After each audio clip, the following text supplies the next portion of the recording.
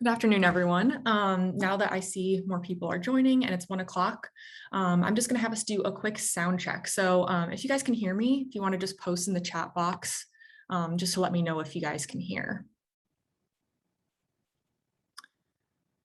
Okay, great. It looks like everyone can hear me. Okay. Then I'm gonna get started.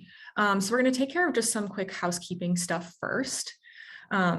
So you guys probably already know how Zoom works. I'm sure we've all been to so many of these virtual trainings, but in case there's any new folks joining us today, I'm just going to give you guys a few overviews of some of the features that you might want to use during the webinar. So if you have any comments, questions, or concerns about technical issues or any other sort of issues, you can go ahead and send them in the chat box. I'll be monitoring that throughout the presentation. And then when using the chat box, you can select if you want to send your message to panelists only or to all attendees. If you have a question for the presenter specifically about the presentation content, please put that in the Q&A box, which is separate from the chat, because at the end, we're going to be going through those questions and Elizabeth will be answering some of those for us. So the difference between the Q&A, the chat is in my screen is a little speech bubble, and then the Q&A says Q&A, and it's got two little speech bubbles. And some answers to commonly asked questions with these webinars. We are recording the webinar, and the recording will be available on the CADCA website following the webinar. We will also send out a copy of the slides and a link to the article being discussed following the webinar. And we also do provide a certificate of participation. However, you do have to fill out an evaluation to receive one of those, and the evaluation will be included in that email that I send out. Please make sure to download the letter of participation when you do the evaluation. You'll be redirected automatically because it's hard to get back to that screen and download if you click off of the page. And then finally, I'd just like to quickly mention CADCA's Coalition Evaluation Services, in which the evaluation research team works with your coalition to meet your evaluation goals. The evaluation research team has provided expertise in serving as the formal coalition evaluator, analyzing data, and serving as your data repository, providing evaluation training for coalition members, and more. So if you're interested in finding out about us possibly doing any sort of evaluation for your coalition, you can email Doug Rice at drice@cadca.org. Okay, so welcome everyone to the latest installment of CADCA's Research into Action. I'm Jacqueline Brogdon, and I'm a member of CADCA's Evaluation Research team. If you haven't previously participated in one of our webinars, the purpose of this webinar series is to introduce coalition members and substance misuse preventionists to current and relevant issues being conducted in substance use and community coalition fields. My name is Elizabeth Salerno Valdez. I'm a postdoctoral scholar at University of Massachusetts at Amherst. I'm also a core faculty member with the Center for Community Health Equity Research. And my work, I work doing participatory methods with historically underserved and marginalized communities. And I've worked in the Southwest and the Northeast. I've also worked in several countries in Latin America. And today I'm going to talk to y'all about Youth Participatory Action Research. And I'm really interested in the ways that YPAR, as I'll call it, influences young people's behaviors, how it influences communities at large, how we can use it to elevate youth voice and really make sure to create space at the table for voices that have been historically excluded. And I'm going to talk to you a little bit about, let's see. Yes, YPAR particularly has youth and how they can be agents of change. That's our lovely campus. It kind of looks like that right now. It's really pretty outside. The weather's great for now. All right, so I'll just say that I'm really honored to present on my work with YPAR and its relationship to adolescent substance use prevention with CADCA. And I hope y'all leave this webinar having learned about the benefits of YPAR and some ideas and energy around how you might want to integrate this into your own work, because it is really adaptable and flexible. And I really think it's well suited for coalitions. And I use YPAR with a coalition, a youth health coalition. So first, I'm going to share some background on youth participatory action research and what it is, and then its application in adolescent substance use prevention. And then I'll share about a YPAR study that I did on the US-Mexico border for my dissertation, and I'll talk about who I have to thank for being able to do all this wonderful work. So YPAR is youth-led, adult-guided approach to positive youth and community development that's based in social justice principles, in which young people conduct systematic research to improve their lives, their communities, and the schools intended to serve them. And it's a way to engage youth to address a concern that's identified in their community. So it's youth-led research, youth-identified problems, and youth-led solutions. So action research, for those of you who might not be familiar, is a grounded research approach that has been modified and applied to a youth-led approach. And the processes follow a research design model that allows youth and adults to identify a problem, gather data, interpret that data, and then they take action through the implementation of best practices that were identified in the interpretation of the data. So then the results are then evaluated and next steps are identified to revise learning and identify new problems. So it's kind of it's this iterative process. And YPAR has been used, it originally came out of the field of education. It's been used in sociology, criminal justice, advocacy. Right now, clearly we're using it in public health. And related to that, in substance use research, I'm really interested in exploring how YPAR has been shown to successfully decrease rates of substance use and other risk behaviors among marginalized youth.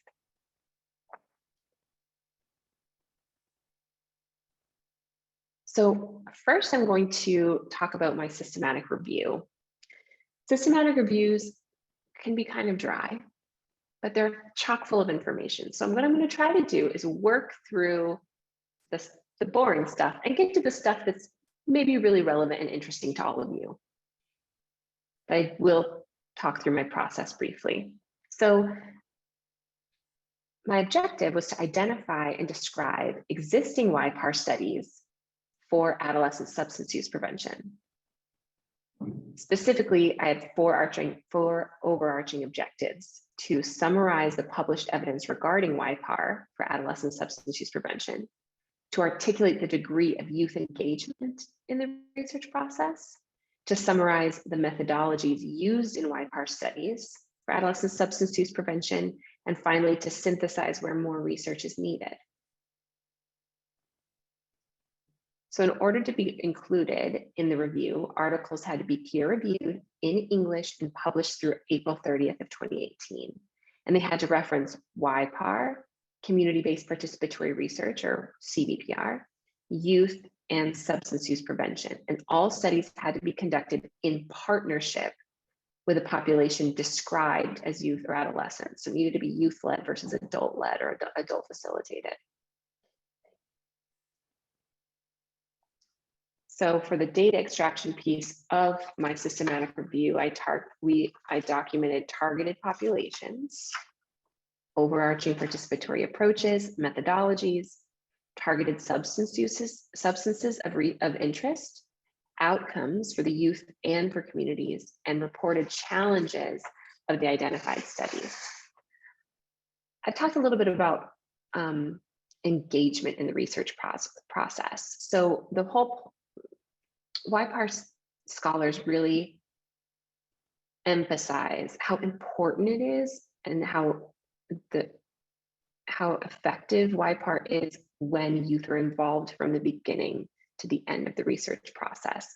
And so I looked around to figure out, like, well, how do I assess that within the studies that are presented? And so I used an adapted version of the reliability tested guidelines for assessing participatory research projects. And it's guidelines that are 4 domains and a bunch of questions. And basically they just want to know, like, to what degree were young people involved in devising the research question, in figuring out what kind of methodologies to use, how the data was interpreted, who Who had control and power over the data? How were decisions made? Were they adult-led? Were they youth-led? And finally, how was the data disseminated, and did youth play a role in that? And then I gave them a score according to the degree of youth engagement in the research process. So in total, the literature search yielded 547 titles, of which 15 studies met the inclusion criteria. And most of the studies worked with youth of vulnerable backgrounds or youth of color, and ages ranged from 10 to 24 years old. And sample sizes ranged from small samples of 10 to large multi-cohort samples of 122 participants. So the 15 studies that ultimately made the cut used a number of participatory approaches to design their YPAR projects. And some of you might be very familiar with some of these approaches. One is participatory action research. Other was positive youth development, which is very common, commonly a commonly used approach in youth programming and pro-social activities. Community-based participatory research, or CBPR, and Hart's ladder of participation. And these participatory approaches overlap in a lot of ways, and many studies use more than one participatory approach. And all studies reported providing research methods training followed by a youth-led research project. And so this is why YPAR is so cool, is that the young people get to learn a research method and then tackle a particular question that they have using these new skills that they just developed.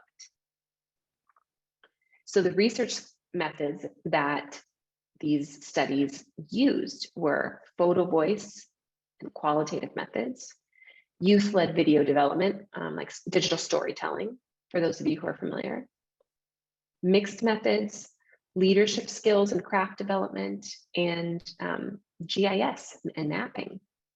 And all methods had an action-oriented outcome. So they use these methods to collect data, analyze that data, and then took action based on what they found.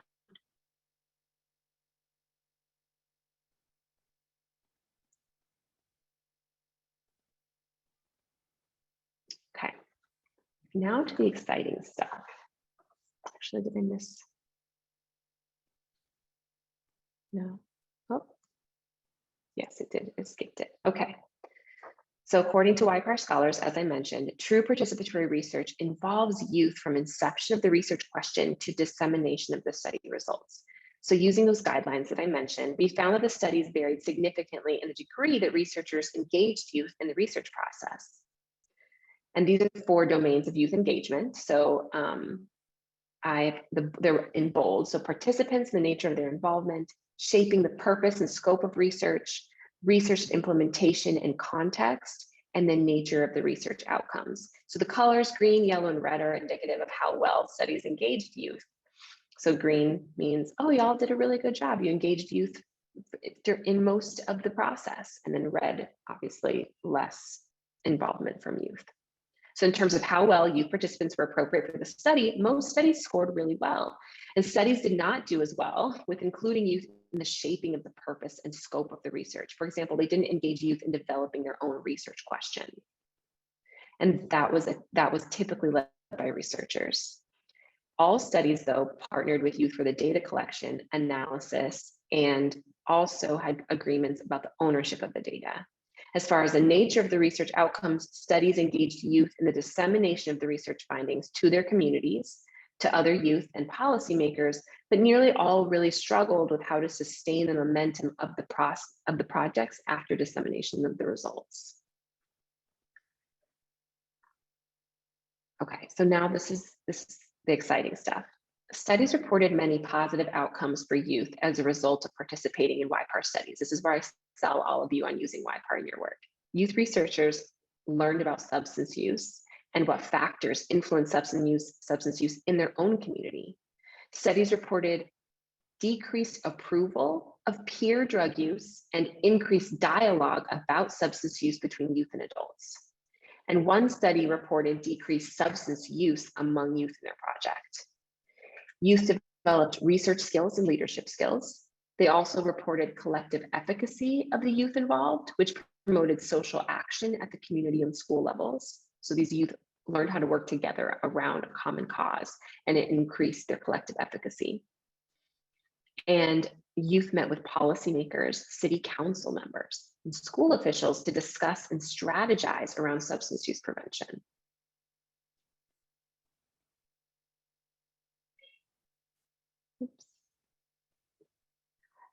Communities also benefited from YPAR studies. They received substance use data that was tailored to the needs of their community, as well as community-specific interventions and programs. YPAR studies also reshaped community perceptions of youth from kids with problem behavior to resources and agents of change. Youth cooperated with local media to promote community awareness and educational campaigns for the communities and their youth.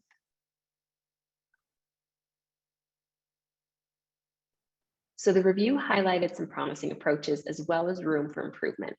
So first of all, this review supports YPAR as an appropriate approach to engage vulnerable youth who may not yet feel comfortable with written or verbal expression. And studies that engaged youth the most in the research process had positive outcomes for both the youth involved and their communities. Digital storytelling, photo voice, and video development in particular are consistent with YPAR principles that emphasize empowerment, individual and community strengths, mutual learning, and a balance between research and action. As far as room for improvement, most articles did not report if and how evaluation data were collected and analyzed, or how other researchers might replicate or confirm these findings, even though all studies reported that substance use prevention was one of their intended outcomes.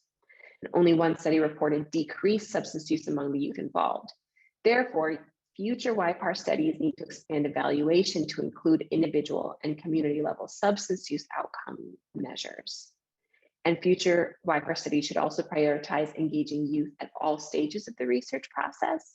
And it's critical that researchers balance time and resources to expand the roles of youth beyond their role as solely a data source, right? So beyond interviewing them or surveying them, but involving them in the entire research process in order for us as youth service providers to really understand the world from the youth's perspective. And we need to emphasize equitable power distribution in order to promote the youth voice and enhance project outcomes.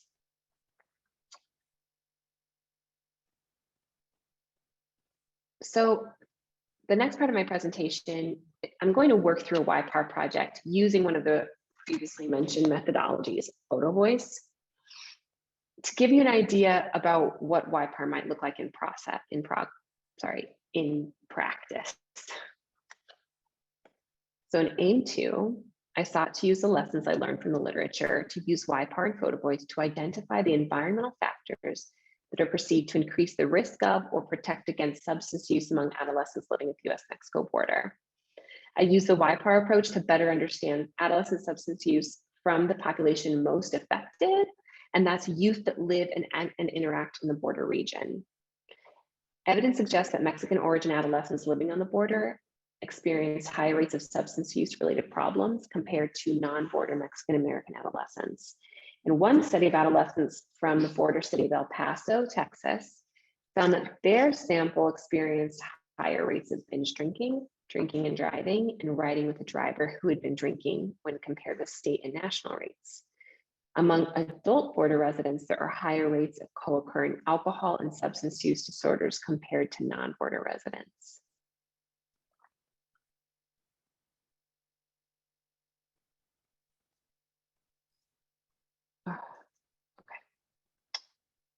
Keep skipping.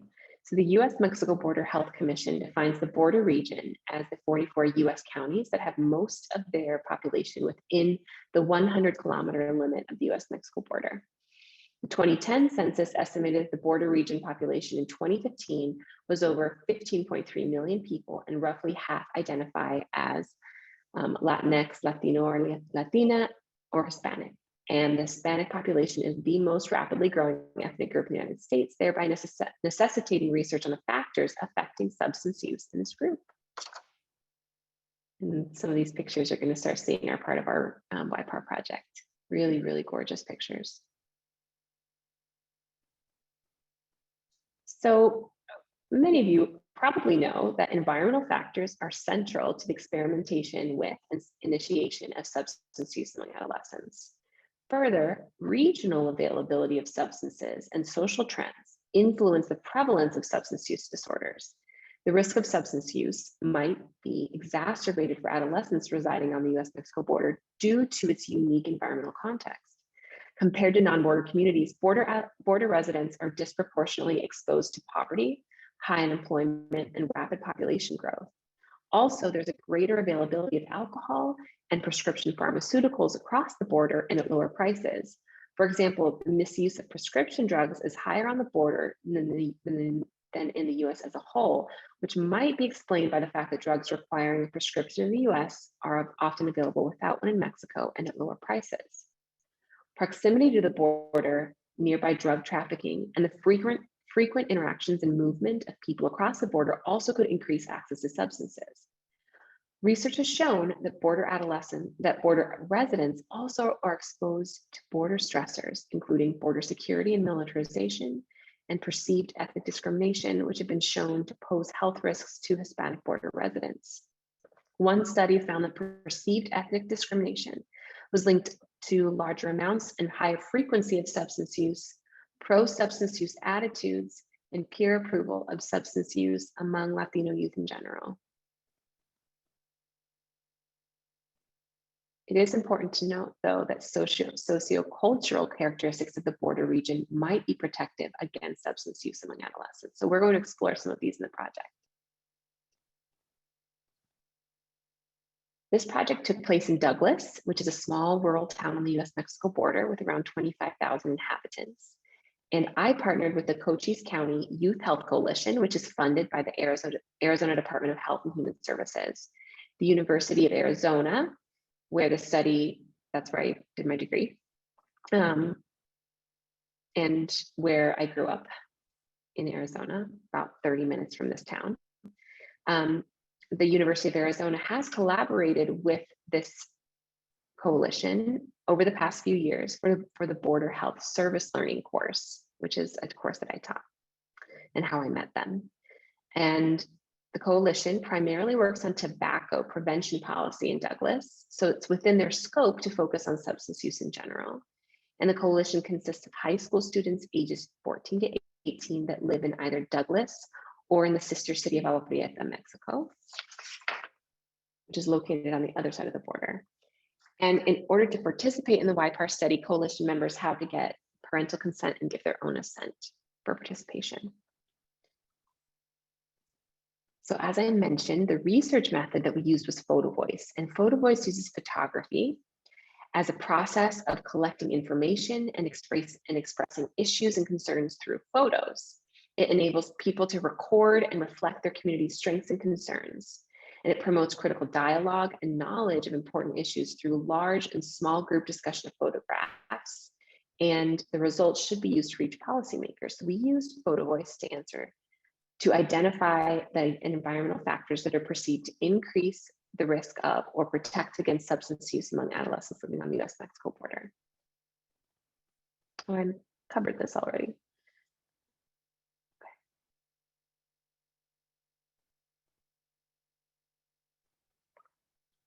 So part of photo voice is that young people learn photography. And historically, they've learned photography from an expert. Well, things have changed a little, and most people carry around a camera in their pocket. So photo voice methods have really shifted towards phone-based data collection, which kind of takes away some of the original methodological approach where young people learn photography as a method. And that's not to say that they aren't meant to, there's still ethical concerns that we talk about with the young people, particularly that they shouldn't take pictures of unsafe spaces or people that have not given their permission. And the young people essentially take a prompt and then go out and do photo taking expeditions to direct their photography. So these are some of our photo voice prompts. Some of these prompts we came up with and defined, while others came directly from the existing literature. In the first week that we met, they explored general risk and protective factors for adolescent substance use. The next week, they came back. And I say that they came back, we met in a local government building for an hour and a half once a week. So the next week we debriefed on what they found. So they showed their pictures and they talked about them. And then they received the next prompt, which was on drug trafficking, to explore how they think drug trafficking in the region influences adolescent substance use behaviors. Other prompts that we explored were cross-border access to substances, the ability to cross the border and buy substances, attend clubs, or attend parties where alcohol is served to minors.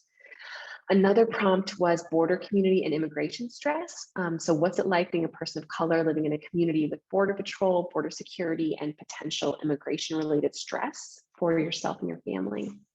Another prompt they explored was Mexican culture, like having a strong social support network, the importance of family in your life, the importance of religion in their lives, how whether or not school they felt was protective. And I mentioned this, I'll mention it again, but youth could take pictures of whatever they wanted as long as they didn't photograph human subjects or unsafe spaces. For example, if they knew a storage shed was used to store drugs, they couldn't take a picture of that storage shed. They had to find another one where they had permission to photograph that space.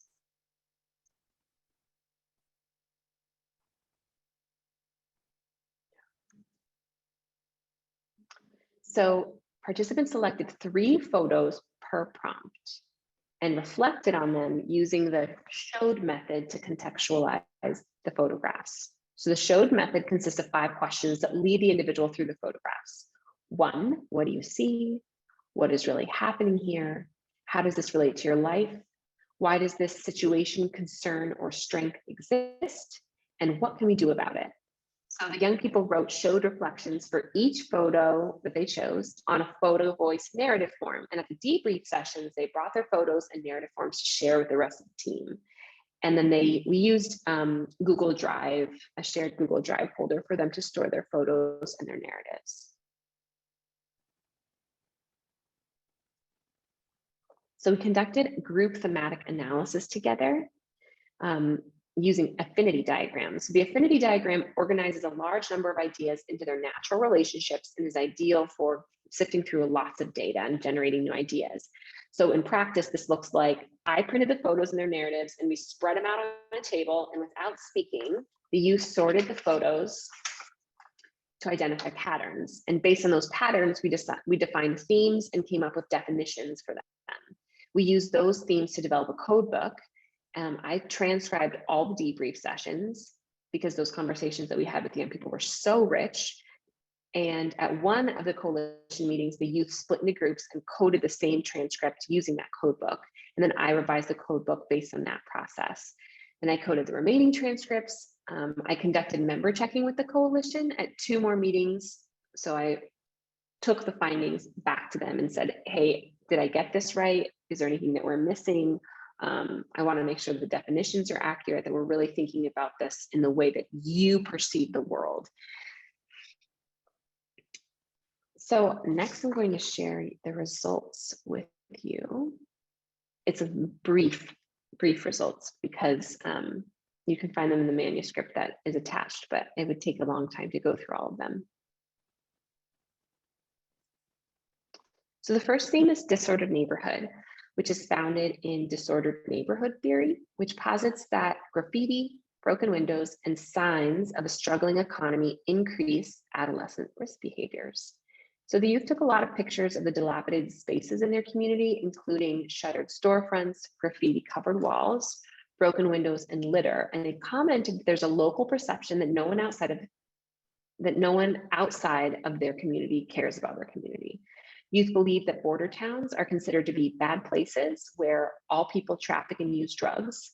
And they express that this sentiment infiltrates community members' perceptions of the town and deteriorates civic pride, care for the community, and generates a sense of hopelessness for young people.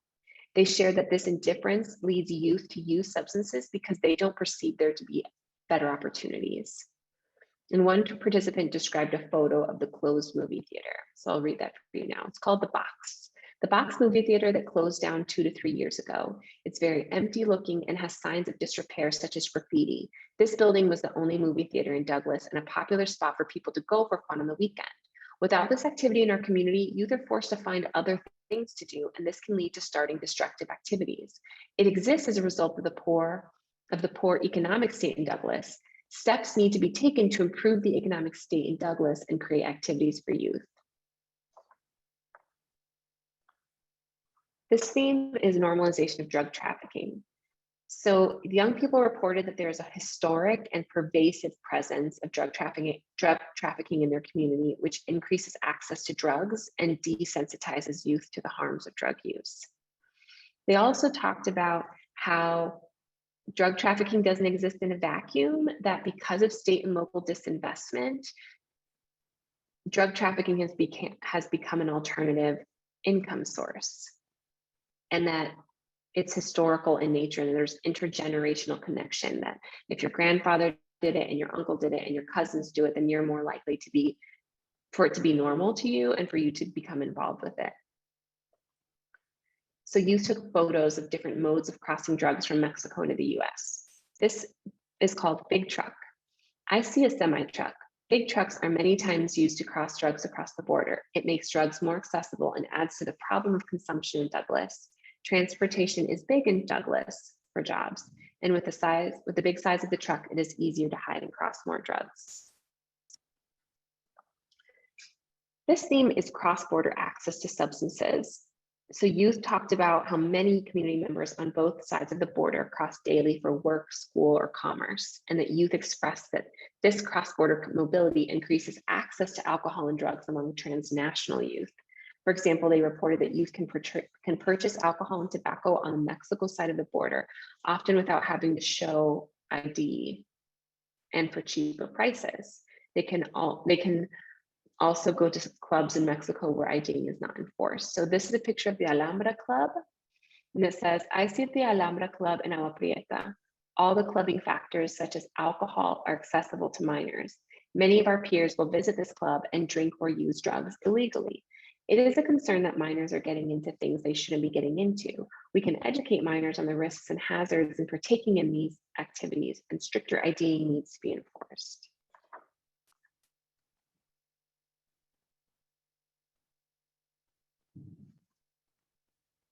Okay, so we're going to transition to protective factors next. So youth took photos illustrating the unity and cohesion of the sister cities of Douglas and Agua Prieta.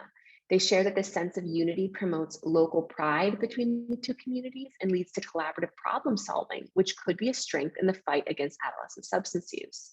Participants also expressed, contrary to perceptions that all border residents are connected to the drug trade, that their community members are ethical, hardworking folks that want the best for their family and community.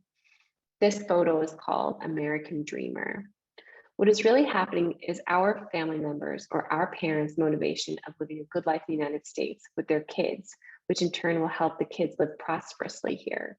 In Agua Prieta, Mexico, our neighbor town, most of the people there have crossed to Douglas at least once for the purpose of buying what's needed for school and or seeking a job.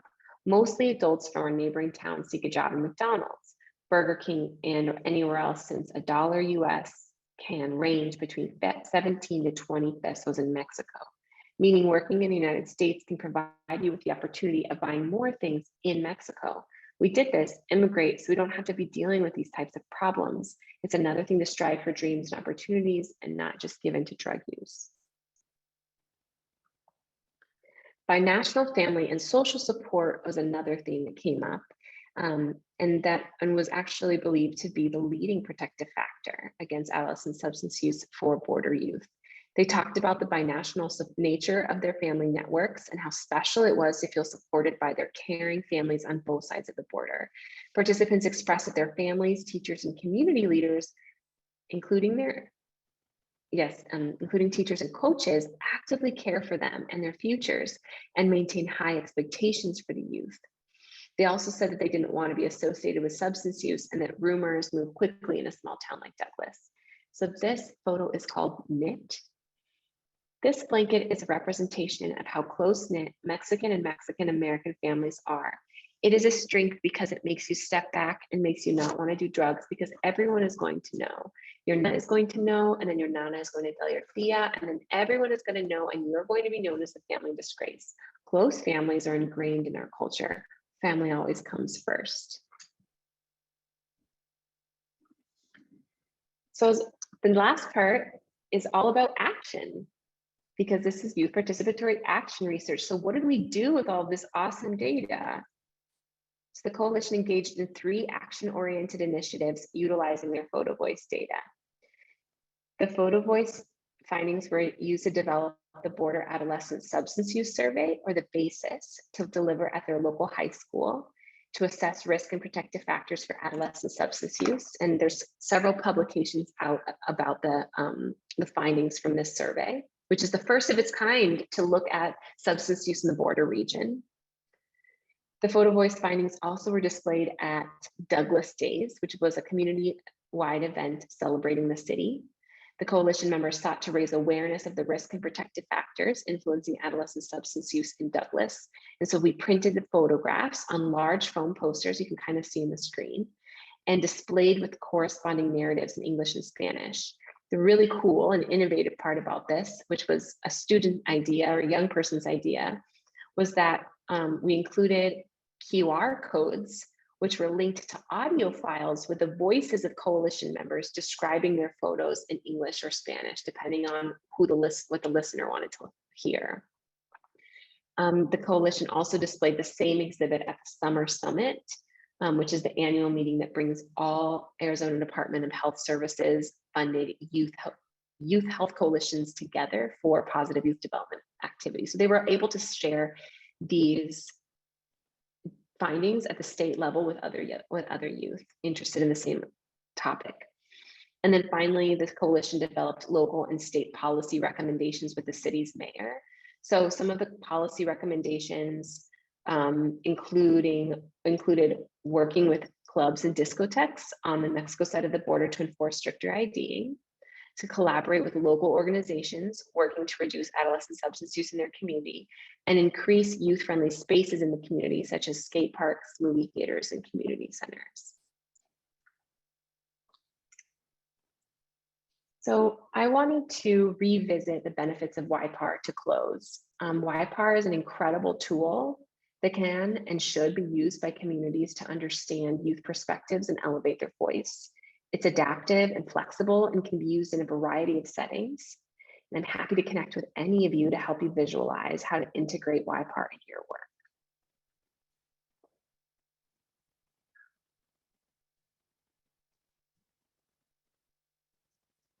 Oh. Nope. Okay. So briefly, I just want to thank the Cochise County Youth Health Coalition for working with me on this project. It was really exciting and fun to learn from them and with them and watch their growth. I want to thank the communities of Douglas and Agua Prieta for letting us get out there and get into the community and take pictures, and for holding space for us in the community to share during Douglas Days. I received funding for this dissertation project through the Ruth L. Kirstein National Research Services Award, which is funded through the National Institute of Minority Health and Health Disparities, NIH. I also received funding from the Program in Migration and Health from the California Endowment at UC Berkeley, and support from the Center for the Elimination of Border Health Disparities with Arizona Health Sciences at the University of Arizona. Thank you all so much for listening, and I look forward to responding to your questions. Thank you so much, Dr. Valdez. That was incredibly interesting. Thank you for sharing your research with us. I actually found the part about the photo voice especially interesting. I'm sure everyone has lots of questions. So if you guys want to submit some questions into the Q&A box, we're going to first start with some questions from CADCA. So if you could just click the next slide, that'd be great. Okay, I think, which slide do you see right now? Frozen on acknowledgements. Maybe, oh shoot. If you want to stop sharing, I can share my screen. Oh, it is frozen, isn't it? How about now? Oh, there we go. Okay, great. Thank you. So in your presentation, you mentioned some youth outcomes were increased leadership and research skills. what are some ways that coalitions can frame these outcomes to engage youth for future participation? Sure. So I'm actually currently doing a YPAR project in Western Mass. And to increase youth engagement, we frame it as an opportunity to learn about public health, to develop research skills, and to hear from youth voice. So the whole point being elevate their youth voice, and for them also to develop leadership skills. We also emphasize that this work is meant to result in social change for their communities, and that youth are the future, and that we really need to hear from them. So there's a lot of emphasis about how youth are experts and that they have something really incredible to offer. And I think that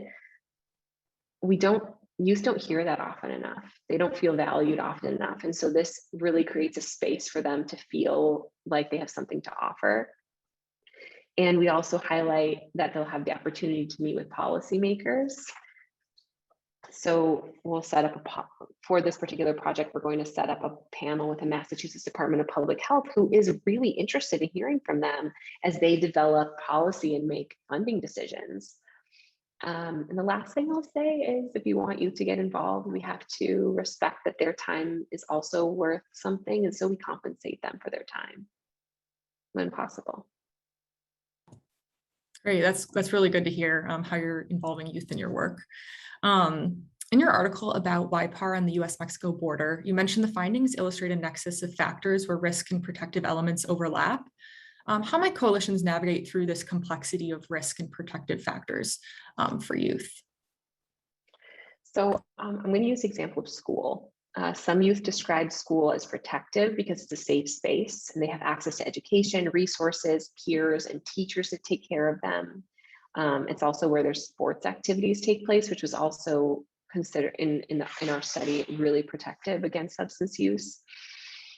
However, school also was perceived as a risk environment because young people know that drugs are passed around and sold at school. I think the important thing here to note is that young people will tell you through YPAR what is going on in their lives and how they are choosing to navigate those situations.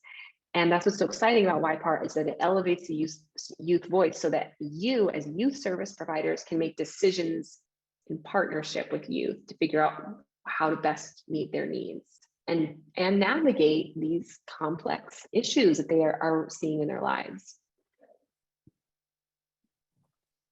Great. And the last question that we have for you is, where can people who are interested in learning more about your work, where can they find that? And then what other resources can you recommend for coalitions that are interested in applying the YPAR in their own communities? So you can find me on my university website. So University of Massachusetts Amherst, the School of Public Health and Health Sciences. I've Googled myself recently, and not very many people have my name. So if you just put in Elizabeth Salerno Valdez, UMass, I'll come up. And I'm also in the process of updating my LinkedIn. So I apologize for not having that totally updated. And I'm happy to meet with anybody individually to help brainstorm and provide resources. One resource that I recommend to all my students and folks involved and interested in doing YPAR is the Community Toolbox by University of Kansas. It has step-by-step guidelines for how to implement community engaged research and advocacy. It's so useful. So again, that's the Community Toolbox by the University of Kansas. Great, that sounds like a really good resource. And just a reminder to everyone, we'll be sending out the slides, resources mentioned, as well as a link to the recording after the presentation in the next couple of days. So now we're going to go to the questions you guys submitted. I'm not sure how many we'll get to, but we'll try to get to as many as possible. So one of the questions, will the slides be provided? Yes, they will. You'll receive that via email. And Elizabeth asks, another Elizabeth asks, you mentioned that the studies reported lower success in youth involvement of shaping the purpose and the scope. Is this because the funders often shape the question being asked? Is YPAR still effective using this approach with an already defined research question? Yeah, this is such a good question, because I think that that's the issue, right? It's like, what's the chicken before the egg? Like, how do you create a YPAR project when you need to find funding around a certain topic area, and then that's how you move the research question. So Yes, the funders often shape the research question. In the project that we're doing right now, we have a wide umbrella of our research question is how does structural violence, including systemic racism, influence adolescent substance use inequities? And so, sorry, did I say substance use? I meant adolescent sexual and reproductive health. So it's so broad that it allows the young people to decide where they want to look and what they want to look at. So when I say structural violence, I mean lack of access to transportation, lack of access to quality education, lack of access to healthcare, housing insecurity, food insecurity, policing, immigration enforcement, these bigger structural issues that are totally outside of the control of young people, but still very much have an influence on their lives, in particular their health. And so having a big overarching umbrella helps them. I would say that YPAR is still totally effective, even if the question is already defined. I think as YPAR scholars or practitioners, we all strive to do the best we can and meet all of the tenets of like total 100% transparency and 100% youth engagement in the process. But sometimes it's really hard and it doesn't match up with funding priorities. It doesn't match up with scheduling. It doesn't match up with skill sets. And so you try to do the best that you can, which is why those guidelines are so useful, because it helps guide you in the areas that you should be trying to engage the youth in. Another attendee asks, how did you recruit the youth and maintain participation? How much time did the youth have to invest? Great question. So in my experience, a convenience sample is really nice. So I worked with an already existing youth health coalition that had been functioning for 10 years, and the youth were always they were always being cycled in. So like as cousins graduated, they would tell their younger cousins or siblings, and they would just keep it up because it was a really great, they meet, this coalition meets once a week for 2 hours. They get pizza every time. That's another big one, right? For all of you who work with youth, and a community in general, food, provide food and people will come, especially kids. So we recruited them through that. We maintained participation through food and swag and merch and stuff like that. And also because they were involved from so much throughout, they just had so much buy-in in it. And kids are so funny. The entire time I was doing the project and meeting with them every week, I was like, I don't know if they really like this, but they keep coming, but they're not super, I don't really know how engaged they are. And then we got to the Douglas Days presentation and they just soared. They were so proud of their work and so proud about the messaging and proud of the presentation and so eager to talk to community members that I was like, okay, this totally worked. And so there was a lot of buy-in because they believed in it. And that's part of the reason you want to involve them in as much of the process as you possibly can, because the more they feel like their voice matters and they have a voice in the decision-making process, the more engaged they're going to be. And the youth had to invest about an hour a week in coming to these sessions, and then they would take photos outside of the sessions. So I would say probably at most 2 hours a week, taking the photos and then writing up the narratives, right? It's I would say 2 hours a week. And Kim asks, 6 or 8 weeks, for 8 weeks, sorry, go ahead. Kim asks, how many of the actions were determined by youth? The actions, that's a really good question. The final actions, I think is what she means. Right, the action components. So they wanted to meet with the mayor, so we set up the mayor meeting. They really wanted to do Douglas Days. It was something that they did anyway, so that they were involved in, so that seemed like the most natural fit.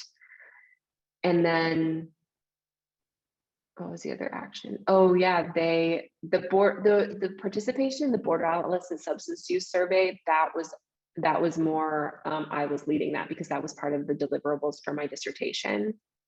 They served in that capacity. We developed the instrument, and then we developed the recruitment plan for how to engage high school students to take that survey. And they served as like a community, as like a youth advisory board, and they did beautifully, like so into it. They just love being asked, like, what do you guys think? And they, it was such a success. We recruited 450 kids to take that survey because they told us how to do it and who to talk to and how much to compensate them. And it was really, really magical. There's another paper that I wrote about using YPAR to increase engagement, because YPAR basically is like a youth advisory council, or youth involved is within a youth advisory context. Great. And the last question is from Melanie. In the project that you're working on, or in the systematic review that you performed, is YPAR conducted in partnership with schools? Absolutely, it can be. School, that's actually where YPAR started was in education. And so I would say you could do it with student councils, you could do it with the Gay Straight Alliance, you could do it with substance use prevention groups in schools, any kind of youth club really that you have a fair amount of attendees. I would say a good amount of young people is like 15, is like anywhere between 10 and 15 is really good, like a really solid amount. Okay, so that was the last question. As I mentioned earlier, we're going to be sending out the slides, link to the recording. And if you would like a letter of participation, you do have to fill out an evaluation, which will be sent out in the email you'll receive. And when you finish the evaluation, it'll redirect you to a page with that letter of participation. You will have to download it there. If you navigate off the page, it'll be hard to get back to it and download it. So remember to do that. And thank you again so much to Dr. Valdez for the wonderful comprehensive presentation on your work and your commitment to providing relevant material. It's always really hard to find well-researched, stuff. And so we always jump on that when we find it. And thank you so much to the webinar participants for your comments, questions, insights. And thank you so much for holding, with us during like the technical difficulties. My screen just froze and I didn't know what to do, but I appreciate everyone's patience with that. So thank you so much, and have a great day. We'll see you guys at our next webinar. Thank you so much. Bye.